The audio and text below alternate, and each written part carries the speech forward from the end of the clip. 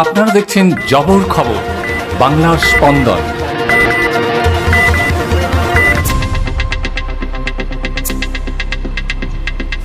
জয়নগরে জনকল্যাণ শিবির ঘিরে মানুষের ব্যাপক সাড়া। সরকারি পরিষেবা পেতে সকাল থেকেই প্রতিটি জনকল্যাণ শিবিরে মানুষের ঢল।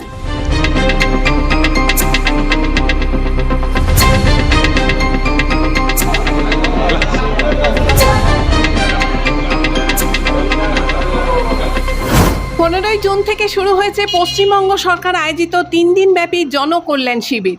আগামী 17 জুন পর্যন্ত চলবে এই শিবির।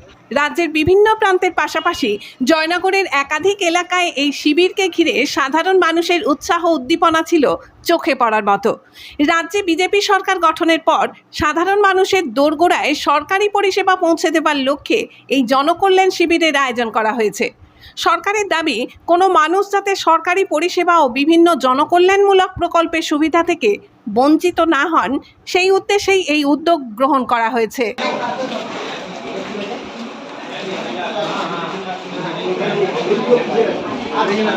সোমবার সকাল থেকেই জয়নগর 1 নম্বর ব্লক অফিস প্রাঙ্গণে জনকল্যাণ শিবিরে অংশ নিতে এবং বিভিন্ন সরকারি প্রকল্পের সুবিধা গ্রহণের জন্য দীর্ঘ লাইনে দাঁড়াতে দেখা যায় এলাকার বাসিন্দাদের। সরকারি পরিষেবার জন্য নিজেদের নাম নথিভুক্ত করার সুযোগ পেয়ে খুশি সাধারণ মানুষ।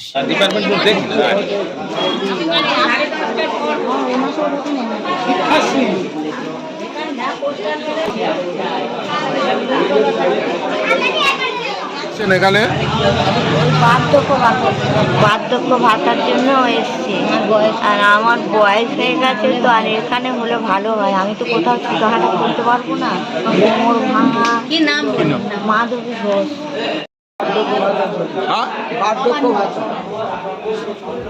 উল্লেখ্য, 15 থেকে 17 জুন পর্যন্ত সকাল 10টা থেকে বিকেল 5টা পর্যন্ত রাজ্যের বিভিন্ন প্রান্তে এই জনকল্যাণ শিবির অনুষ্ঠিত হচ্ছে।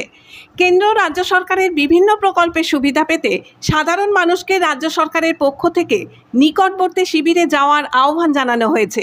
বিস্তারিত তথ্যের জন্য সংশ্লিষ্ট পৌরসভা বা ব্লক অফিসে যোগাযোগ করার পরামর্শ দেওয়া হয়েছে।